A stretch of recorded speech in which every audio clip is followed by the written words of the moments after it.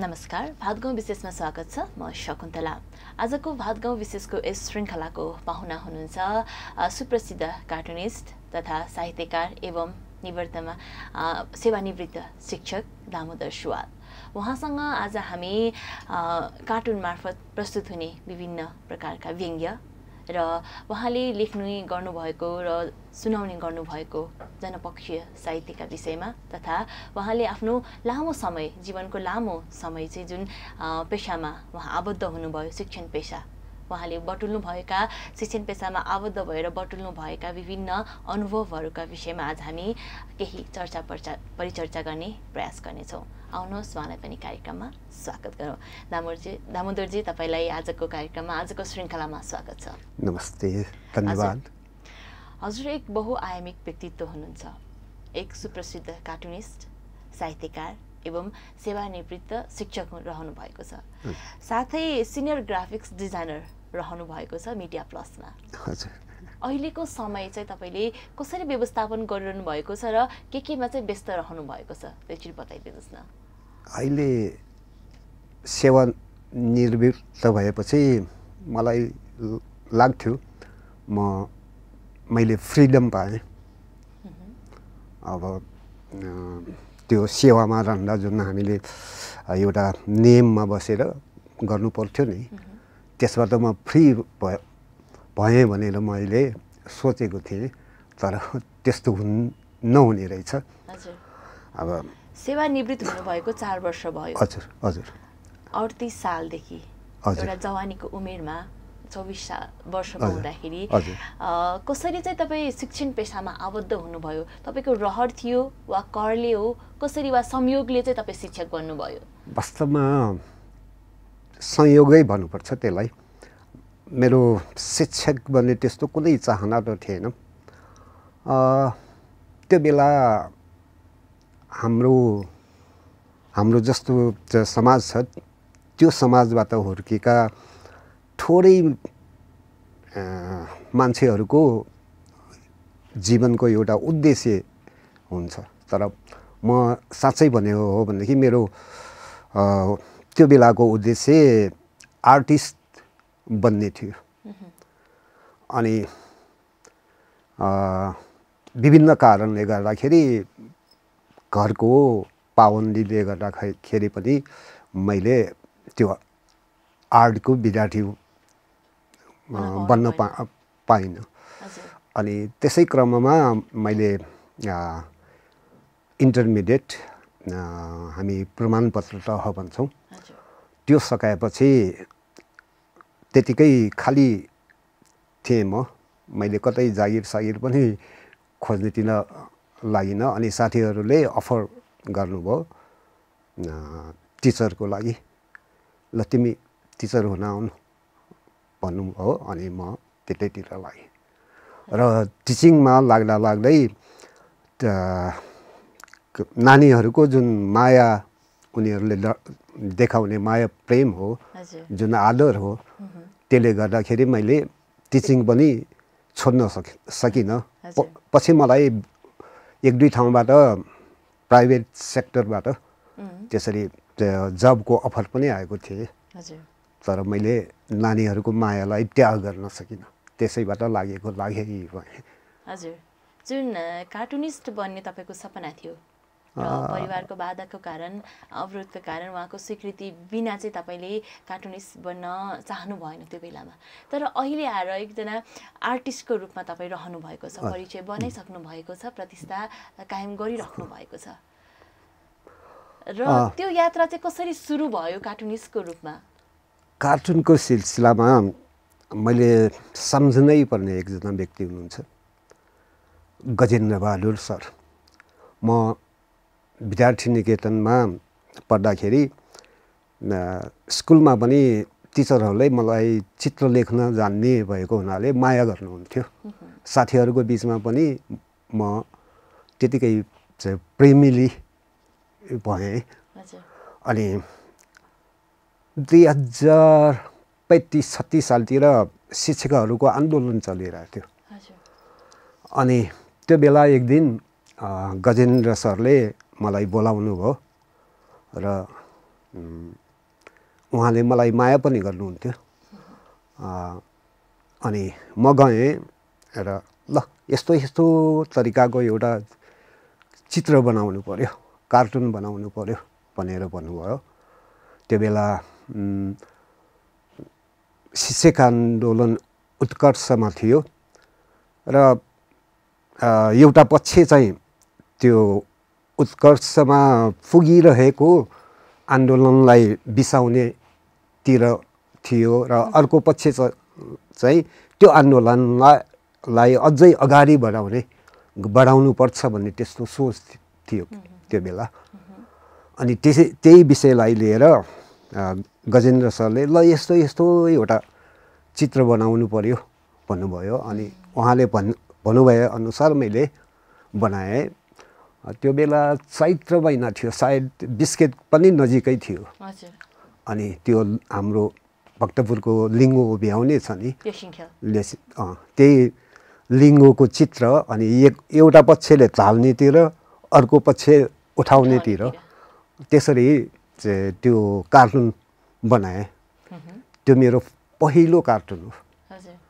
अनि त्यसपछि चाहिँ त्यो कार्टुनलाई तपाईले कहाँ प्रकाशन गर्नुभयो वा कहाँ चाहिँ खै उहाँहरूले सार्वजनिकरण गर्नुभयो? मैले त्यो सरलाई दिएँ। अनि उहाँहरूले कहाँ कहाँ के गर्नुभयो मलाई थाहा भएन। अनि त्यसपछि 2036 सालमा जनमत सङ्ग्रह घोषणा भएपछि साथीहरूले ल कार्टुन प्रदर्शन गर्ने भनेर भन्नुभयो। अनि त्यसपछि मैले कार्टुन लेख्न थालेँ भक्तपुरको टिबुक्छेमा। एक हप्ता जति त्यहाँ त्यो कार्टुनहरू प्रदर्शन भयो। कति त्यस्तै 25-30 वटा जति कार्टुन थियो होला त्यो बेला। तपाईं एक्लै हुनुहुन्थ्यो कि अरू पनि सहयात्री वा सहपाठीहरू हुनुहुन्थ्यो, के छ? त्यो बेला अरू 1-2 जना साथीहरू पनि थिए। तर अहिले उहाँहरू यो क्षेत्रमा इन्भल्भ छैन। त्यो बेला त्यसमा मेरो धेरै कार्टुनहरू थिए, बहुसङ्ख्यकमा मेरै थिए।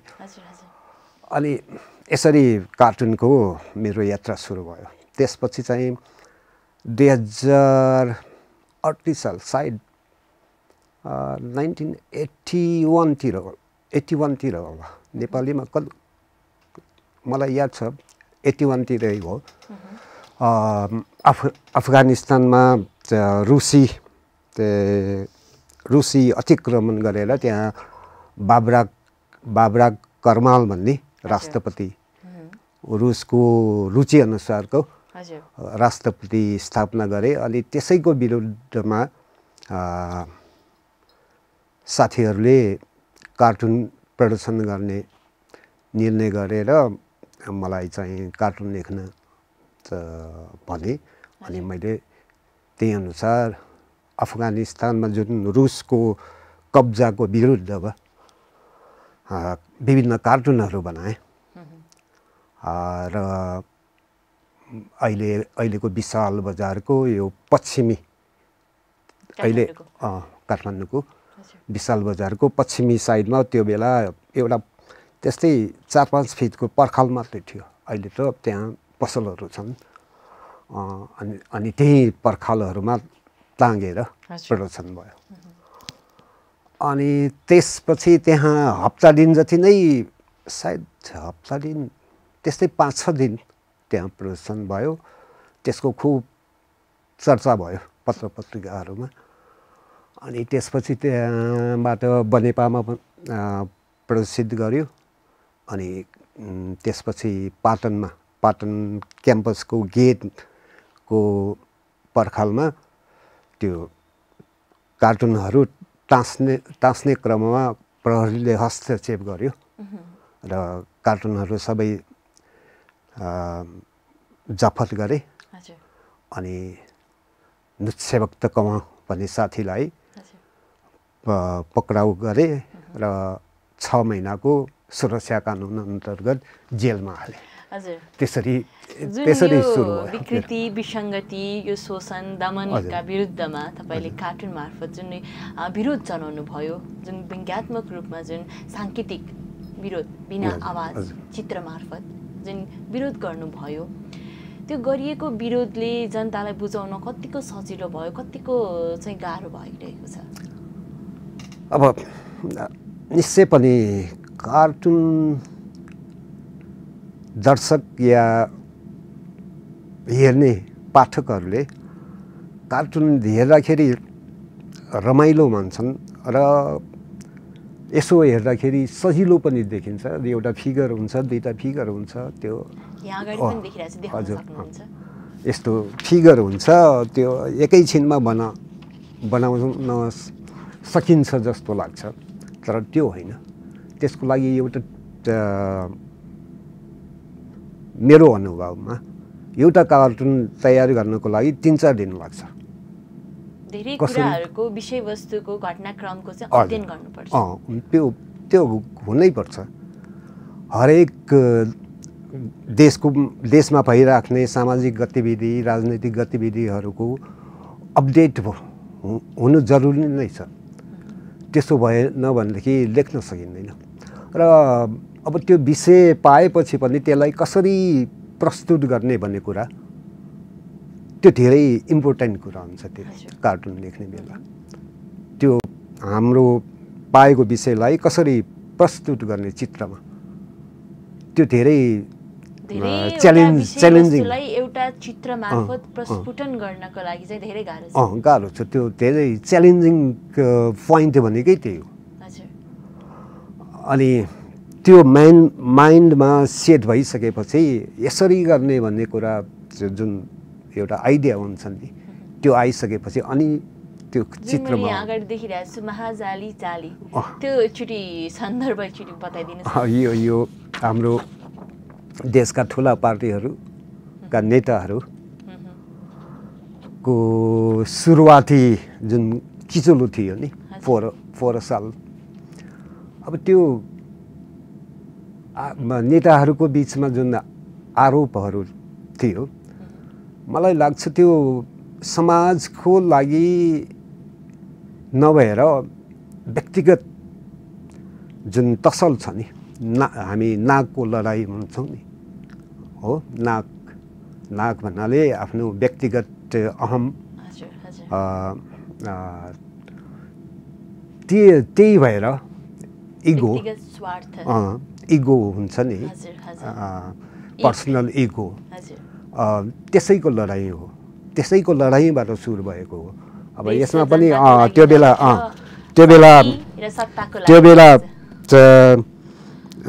के अरे हाम्रा प्रचण्डले महाजाली भन्ने के अरे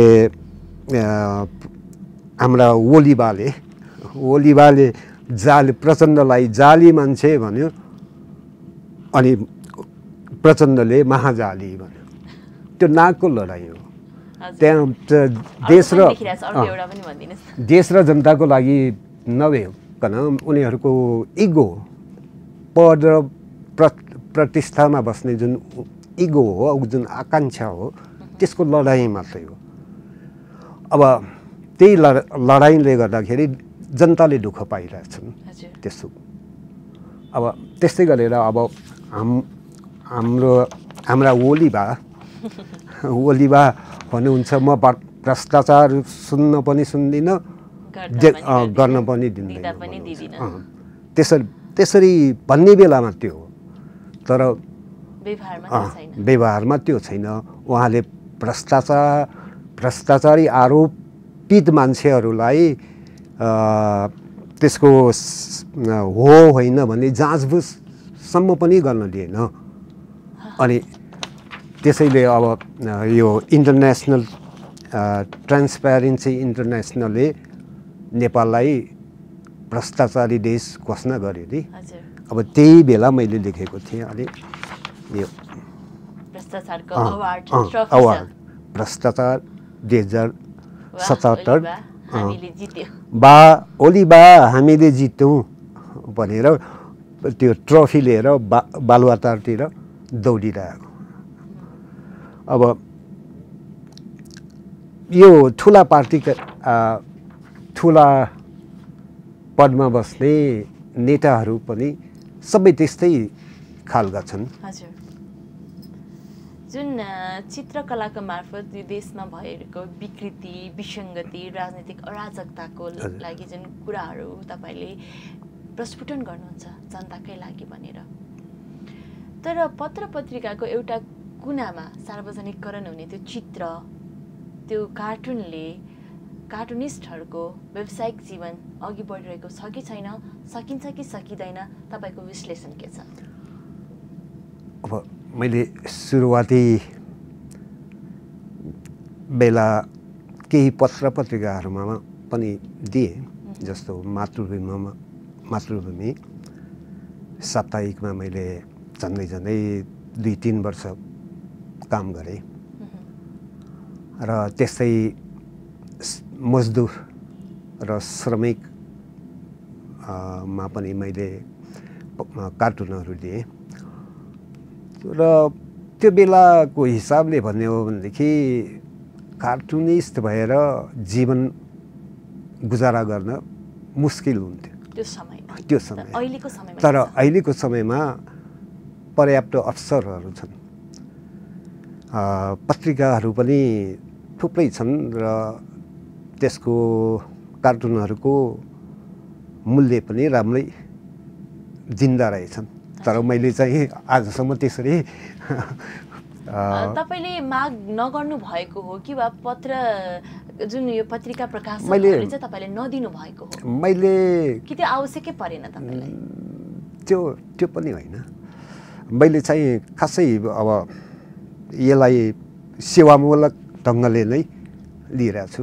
मैले आजसम्म जुन कार्टुनहरू छाप्न दिएँ त्यसको पैसाको हिसाबले कतै क्लेम पनि गरेको छैन, दिए लिने नलिए चुपचाप बस्ने सेवाभाव पनि भयो। त्यही हो। र जुन यो कार्टुन मार्फत तपाईँले व्यङ्ग्य गरिरहनु भएको छ, सिधै नेताहरूलाई गरिरहनु भएको छ, व्यवस्थालाई गरिरहनु भएको छ, विकृति विसङ्गतिलाई गरिरहनु भएको छ, त्यो कार्टुनको कारणले तपाईँ कहिले विवादमा आउनु भएको छ कि छैन? आजसम्म त त्यस्तो मैले भोगेको छैन विवादहरू। तर यो कार्टुन प्रकाशन हुँदाखेरि त्यो नाम मात्रै दिएर मान्छे नचिन्ने भएर हो कि त्यस्तो केही भएको छ कि छैन सर? सुनाउनुहोस् न। त्यस्तो आजसम्म त मैले भोगेको छैन। हजुर, विवाद नभए चर्चामा भएको छ कि छैन त? ओ यो कार्टुन चाहिँ उत्कृष्ट छ, कसले चाहिँ लेख्यो होला भने त्यस्तो खोजी नीति गरेको छ कि छैन त? त्यो पनि मलाई याद छैन। बस म पत्र पत्रिकाहरूमा दिन्छु अनि त्यसको फिडब्याकहरू के छन् भनेर त्यसको पछाडि म कहिले पनि लागिनँ। म दिन्थेँ र साथीहरूले छाप्नुहुन्थ्यो र त्यसको फिडब्याक के छ भनेर अब त्यही फेसबुकमा पनि हाल्छु। म फेसबुकबाट अलिअलि थाहा हुन्छ, साथीहरूले मन पराउने रहेछ, मन पराउँदा रहेछन् भन्ने कुरा थाहा हुन्छ, त्यति हो।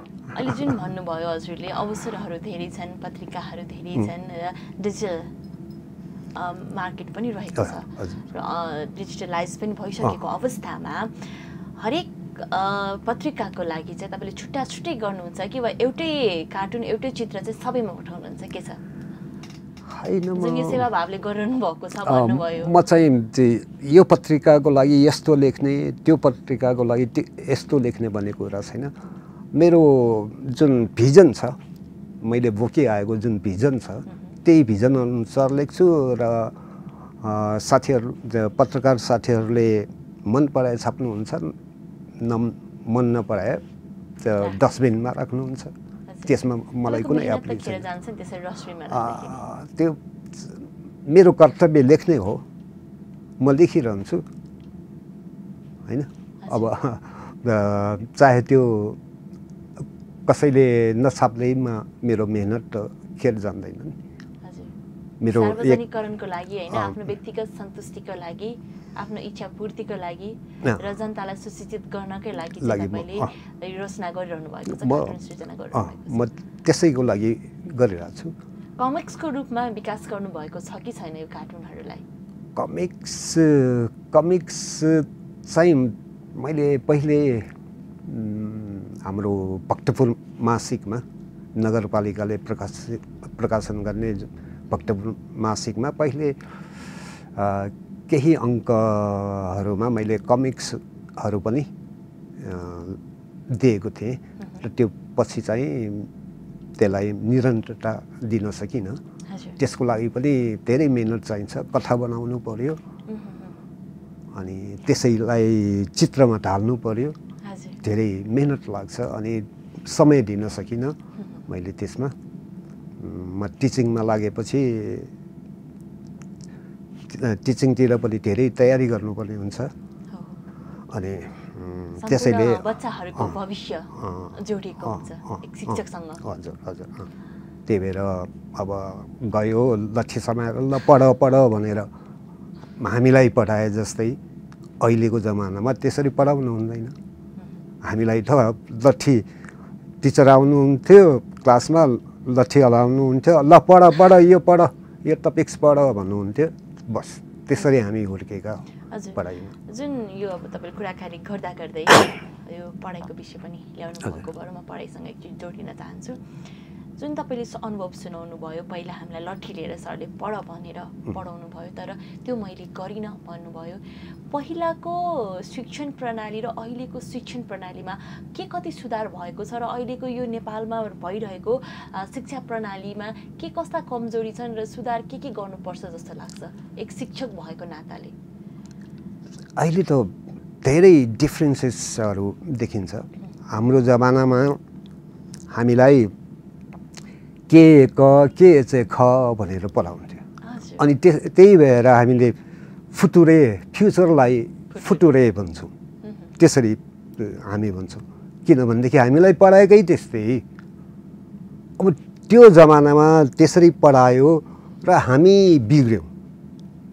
वास्तवमा हामीले मैले इङ्ग्लिस पनि पढाएँ बच्चाहरूलाई। त्यो इङ्ग्लिस सिक्नलाई हामीले पछि खुबै मेहनत गर्नु पर्यो।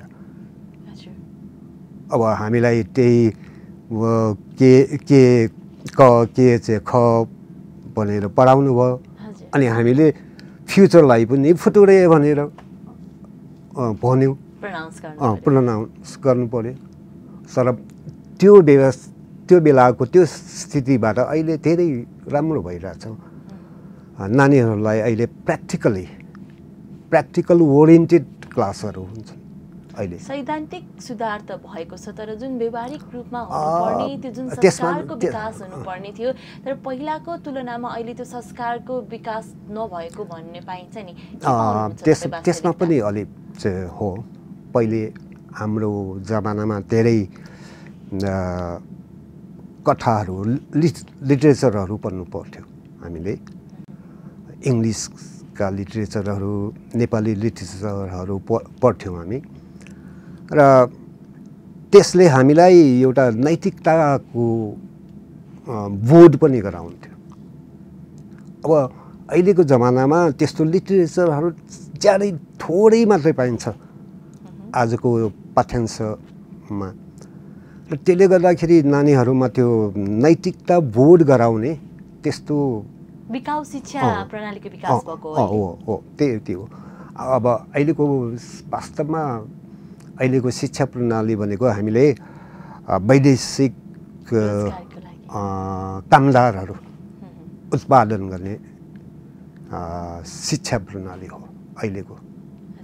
हामी अङ्ग्रेजी मिडियममा पढाउँछौँ र त्यो सबै विदेशमा गएर काम गराउनको लागि हो। जुन हजुरले भन्नुभयो नि हामीलाई अङ्ग्रेजी सिक्न हामीलाई जुन तरिकाले सिकायो र पछि त्यो सिक्नको लागि धेरै कठिन भयो भनिरहँदाखेरि अहिले जुन अङ्ग्रेजी मिडियममा पढाइरहेकोलाई पनि किन खेदो खन्नुहुन्छ त? त्यो होइन, मैले खेदो खन्नेको होइन। इङ्ग्लिस पनि अत्यावश्यक छ किनभनेदेखि आजभोलि सबै कुराहरू इङ्ग्लिसमै छन्, त्यो सिक्न जरुरी छ। तर सरकारको शिक्षा नीति नै गलत छ किनभनेदेखि हामी कहाँ विदेशमा जस्तै कुनै पनि योजना हुँदैन।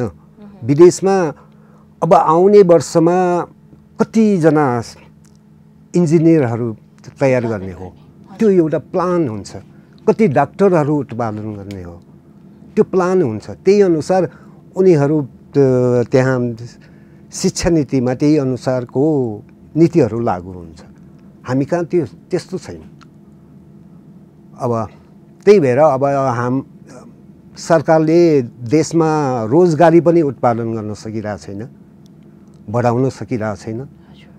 अब त्यही भएर आजभोलिका यङ जेनेरेसन नेपालमा बस्नुभन्दा बरु विदेशमै गएर भाडामा लिएर कमाउँछु भनेर जान्छन्। त्यसकै लागि विदेशी अनुदानको आवश्यक परेको हो त नेपालको लागि?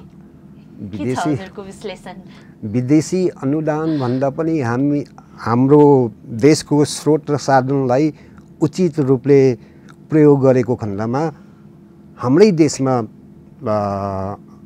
पैसा कमाउन सकिन्छ।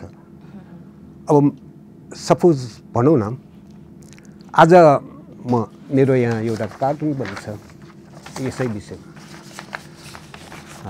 अनुदानकै विषयमा यो हामी नेपाली हामी लगाउने सबै कुराहरू विदेशी छन्, जिउ मात्रै नेपाली छ। क्याप, घडी, जुत्ता सबै कुराहरू विदेशबाट आउँछ। अब भनाइको मतलब अहिले हामी सबै कुरा विदेशबाट आयातमा विदेशीमा निर्भरता रहनु परेको छ र अहिले हामी खोक्रो राष्ट्रवादमा बाँचिरहेका छौँ। एकदम।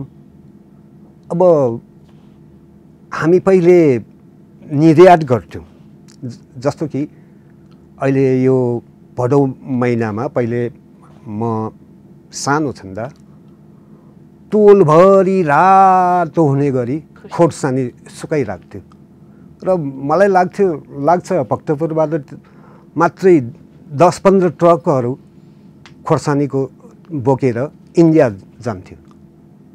तर आजभोलि हामी त्यही खोर्सानी इन्डियाबाट आयात गर्छौँ। उल्टो।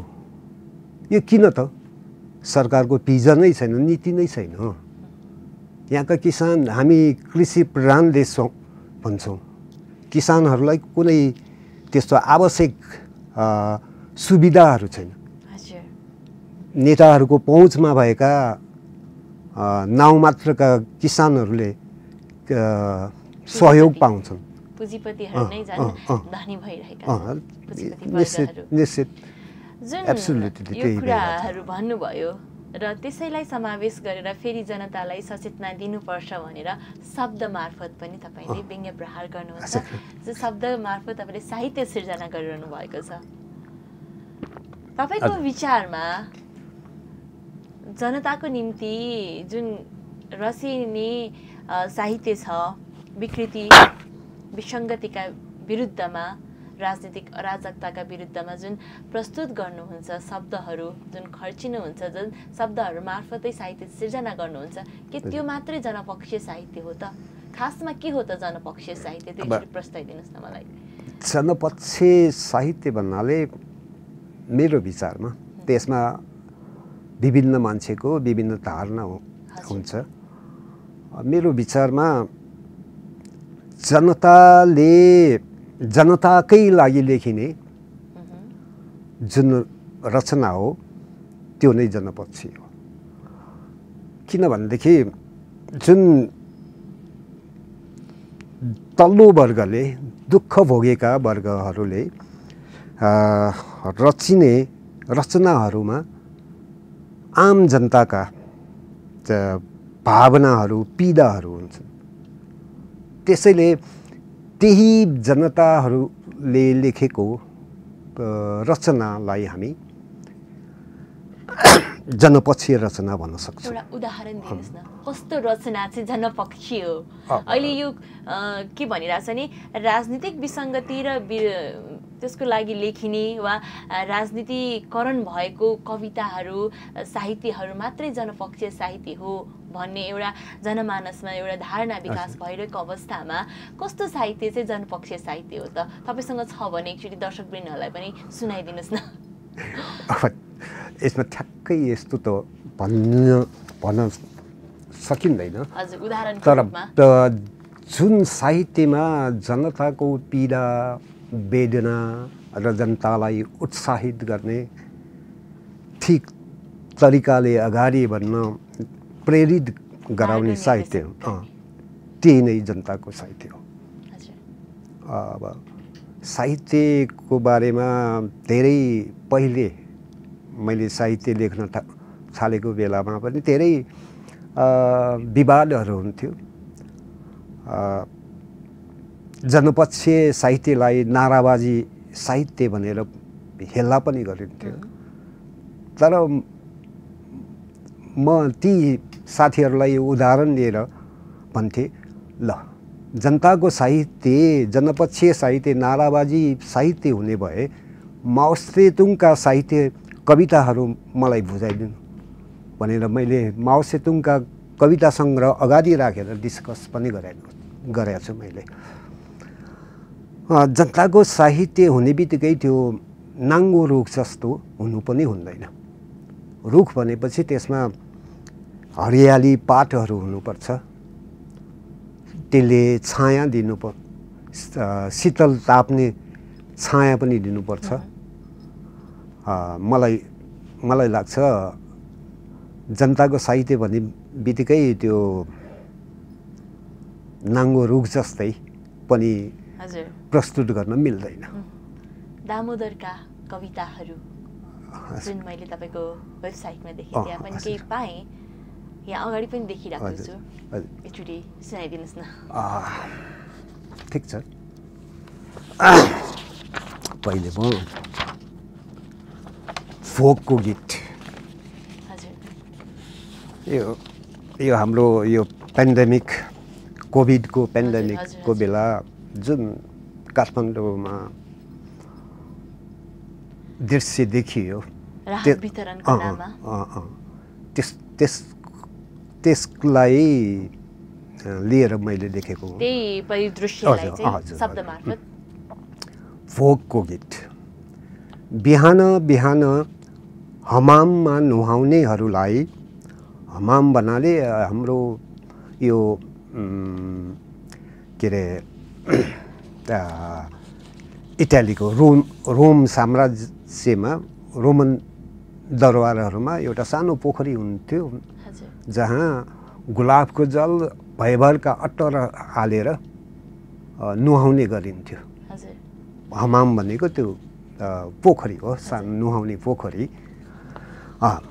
त्यसै बिहान बिहान हमाममा नुहाउनेहरूलाई, गुलाब जलले कुला गर्नेहरूलाई, पसिनाले नित्तर ठेलागाडाका ठेलीहरू गनाउँछन्। बिहान बिहान हमाममा नुहाउनेहरूलाई, गुलाब जलले कुला गर्नेहरूलाई, पसिनाले नित्तर ठेलागाडाका ठेलीहरू गनाउँछन्।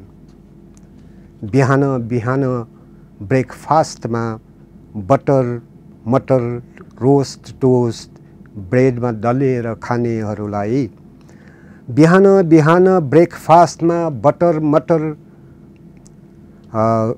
टोस्ट रोस्ट ब्रेडमा दलेर खानेहरूलाई सदकका फोक गीतका गवाइयाहरू देखेर वाकवाकी लाग्छ। सदकका फोक गीतका गवाइयाहरू देखेर वाकवाकी लाग्छ र बान्ता गर्छ। अब उपरान्त सदकमा फोकको गीत प्रतिबन्ध भयो र बान्ता गर्छ। अब उपरान्त सडकमा फोकको गीत प्रतिबन्ध भयो। फोकको गीतले हाम्रो इज्जत लुट्यो।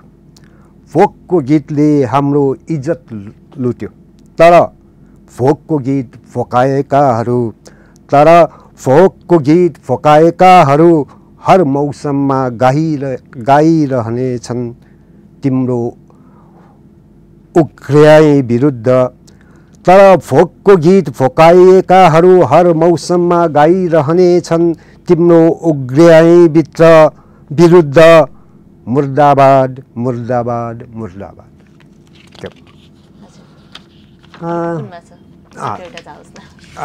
त्यस्तै अब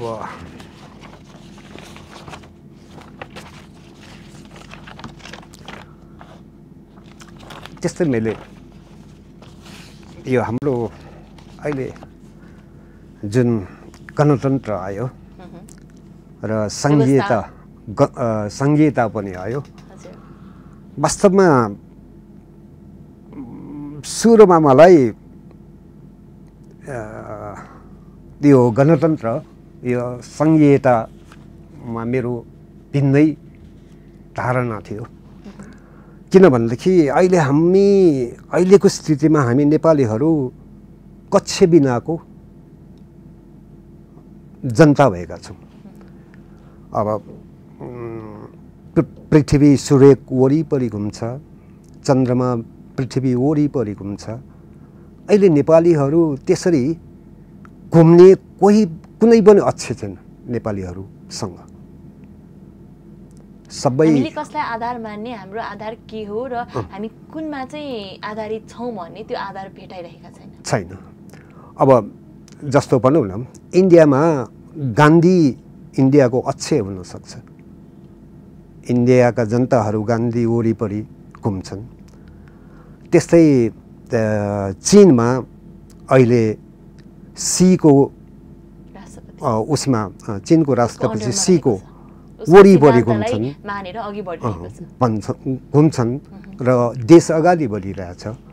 तर हाम्रो देशमा त्यसरी अक्षय मानेर कसलाई अक्षय मानेर घुम्ने?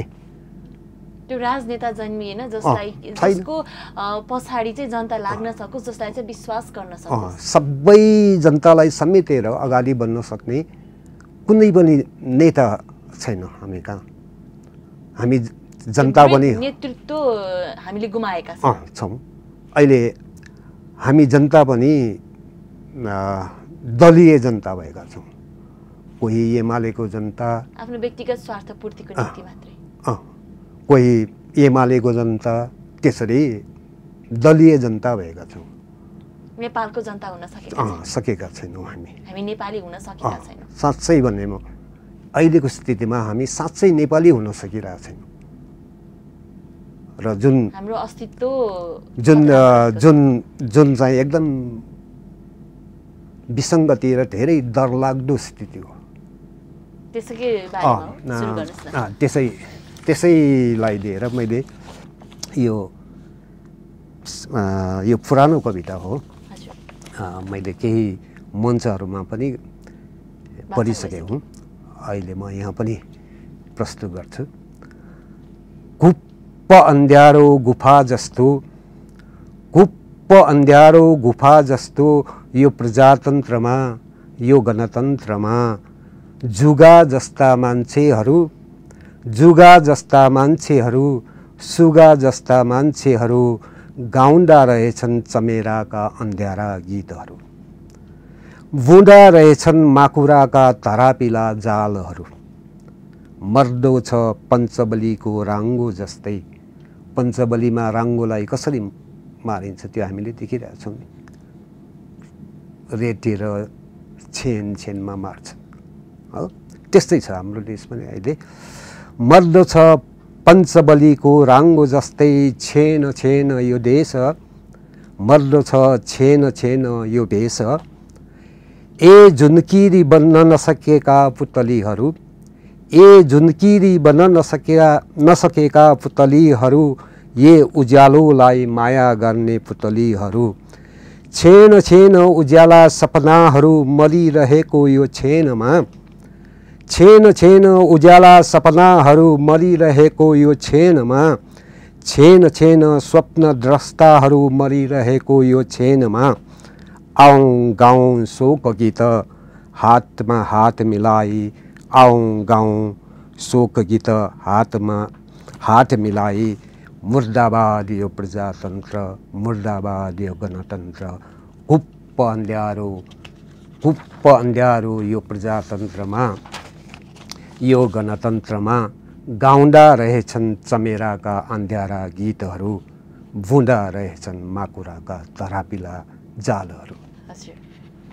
जनताको लागि सुसूचित गर्ने जुन व्यवस्था छ, जुन परिवर्तन छ, त्यो परिवर्तन साँच्चीकै जनताको निम्ति नभएको कुरालाई उजागर गरेर शोकका गीतहरू भने जुन कविता प्रस्तुत गर्नुभयो। र अहिले हाम्रो यो श्रृङ्खलाको चाहिँ समय लगभग अन्त्य हुन लागिसकेको हुँदाखेरि जुन जनताहरू अहिले रुमलिरहेका छन्, भौतारिरहेका छन्, सही गन्तव्य पहिल्याउन नसकिरहेको छ र सही मार्ग निर्देशक नपाएको यस अवस्थामा हाम्रो कार्यक्रम हेर्नुहुने सम्पूर्ण दर्शकवृन्दलाई जुन कार्टुनको मार्फत, जुन शब्दको मार्फत, जुन भावको मार्फत तपाईँले जनताको लागि भनेर आफ्नो कला प्रस्तुत गरिरहनु भएको छ, यो कलालाई केही हामीले समीक्षा गर्ने, केही कुराहरू निकाल्नेको लागि आजको जुन श्रृङ्खलामा हजुर आउनुभएको छ र यो श्रृङ्खला हेर्नुहुने र सुन्नुहुने, हाम्रो कुराकानी सुन्नुहुने सम्पूर्ण दर्शकवृन्दलाई चाहिँ अन्त्यमा के भन्न चाहनुहुन्छ?